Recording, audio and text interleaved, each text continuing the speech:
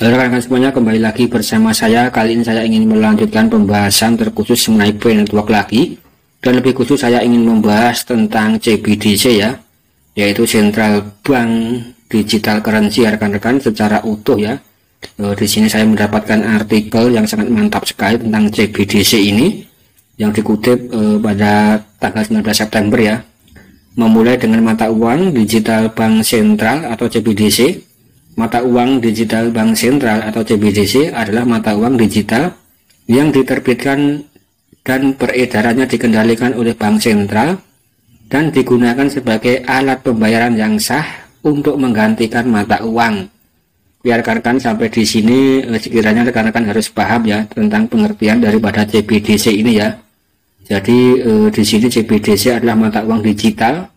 Ini untuk peredarannya ini dikendalikan oleh bank sentral ya. Misal di Indonesia itu ada BI ya, atau Bank Indonesia ya, itu yang mengeluarkan adalah Bank Indonesia rekan-rekan, sebagai alat pembayaran yang sah ya, yang bisa menggantikan mata uang tapi berbentuk digital ya. Kemudian CBDC akan bertindak sebagai representasi digital dari mata uang suatu negara. CBDC memenuhi 3 fungsi dasar uang, yaitu sebagai penyimpanan nilai, kemudian sebagai alat tukar, dan juga sebagai unit hitung ya.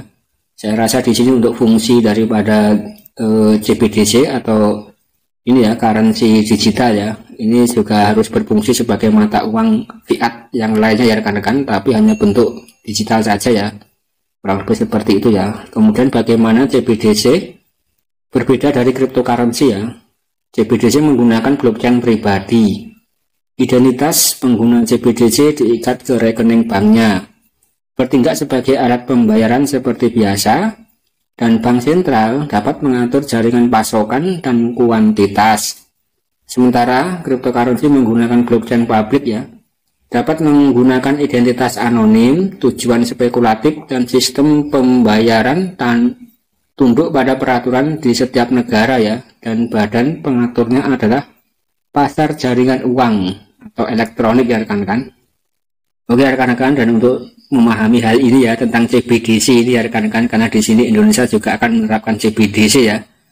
Untuk yang perlu dipahami di sini untuk CBDC menggunakan blockchain pribadi ya rekan-rekan, dan di sini juga diikat oleh bank sentral ya. Artinya bank sentral itu berperan sangat penting sekali terhadap perkembangan atau pergerakan daripada CBDC ini ya, untuk keuangan digital ini rekan-rekan. Kemudian di sini berbeda dengan cryptocurrency ya, atau ya berbeda dengan cryptocurrency teman-teman, atau berbeda dengan kripto ya, karena untuk kripto itu menggunakan blockchain publik ya, dan bersifat terdesentralisasi tentunya rekan-rekan, dan itu untuk sistem pembayarannya itu tunduk pada peraturan setiap negara ya, dan badan pengaturnya adalah pasar jaringan uang rekan-rekan. Jadi ini sangat berbeda sekali ya. Nah untuk kripto itu sebagai contoh USDT, Ethereum, Tether, dan lain-lain ya. Kemudian untuk CBDC ini masih akan dikembangkan ya rekan-rekan. Kemudian di sini jika CBDC diterapkan di Indonesia, Vietnam, pasti akan menjadi pesaing e-wallet lainnya ya, seperti OWOS, Remito, OVO, Dana, dan GoPay ya rekan-rekan. Nah ini sekali lagi informasi yang sangat penting sekali ya. Ini jika CBDC nanti diterapkan di Indonesia, itu pasti akan menjadi pesaing-pesaing e-wallet ya, seperti OVO dan Dana, kemudian GoPay ya. Mungkin rekan-rekan juga tidak asing dengan OVO, Dana, dan GoPay ini ya. Ini juga bentuk mata uang digital ya rekan-rekan, dalam bentuk rupiah ya. Kemudian penerapan CBDC di Vietnam juga lebih cocok menggunakan mekanisme matching dan membatasi jumlah nominal e-wallet untuk menjaga eksistensi bank konvensional. Jika dibandingkan dengan cryptocurrency saat ini, CBDC lebih aman karena berbasis blockchain ya, dan dapat dilacak karena terkait dengan akun individu. Nah itu tadi adalah salah satu keunggulan daripada CBDC, karena menggunakan teknologi blockchain ya, dan itu untuk transaksinya tentu bisa dilacak rekan-rekan. Kemudian di sini ya, penting juga untuk diperhatikan penyesuaian yang perlu dilakukan di masyarakat. Proses konversi mata uang digital negara lain ya, dan pihak-pihak yang berwenang menerbitkan e-wallet. Saat ini terdapat 9 negara yang telah menerapkan CBDC secara penuh. Yang pertama itu ada Nigeria, kemudian ada Bahama, dan 7 negara di Kepulauan Karibia ya. Jadi untuk sampai saat ini masih ada 9 negara rekan-rekan, dan kemudian nanti Indonesia dan Vietnam akan segera menyusul ya. Kemudian untuk negara-negara seperti Rusia, kemudian ada Amerika, Singapura, dan Cina ya, yang masih dalam tahap penelitian atau percontohan ya. Mereka memiliki tujuan dan model CBDC yang berbeda. Ya rekan-rekan, jadi untuk negara-negara maju ya seperti Rusia, Amerika, kemudian juga Singapura dan Cina ya, ini masih dalam tahap penelitian ya. Kemudian nanti untuk CBDC-nya itu akan berbeda dengan CBDC yang ada di 9 negara ya, sesuai dengan apa yang tujuan daripada berbagai negara ini tentunya rekan-rekan. Kemudian salah satu implementasi CBDC adalah ECNY atau Digital Yuan ya, yang dikeluarkan oleh PBOC atau Central Bank of China dan dioperasikan oleh operator resmi dan mengadopsi model manajemen terpusat, sistem operasi pusat dan 2 tingkat. CBDC sebagai bank sentral negara, setiap negara akan membentuk mata uang digital, contoh digital rupiah. Nah ini kemudian ada ECNY ya, digital yuan, ini dari Cina ya. Untuk yang di Indonesia itu akan ada digital rupiah ya, dan lain-lain yang saya sebutkan tadi di 9 negara yang sudah menerapkan CBDCS di negaranya ya. Kemudian perubahan ke depan, suka atau tidak suka ya, kita semua akan menghadapi era Web3.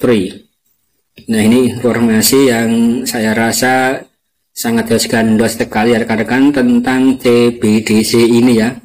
Karena di sini ke depan sudah dijelaskan suka tidak suka, mau tidak mau ya, kita semua akan menghadapi era yang sulit ditolak, yaitu era digital Web3 ya.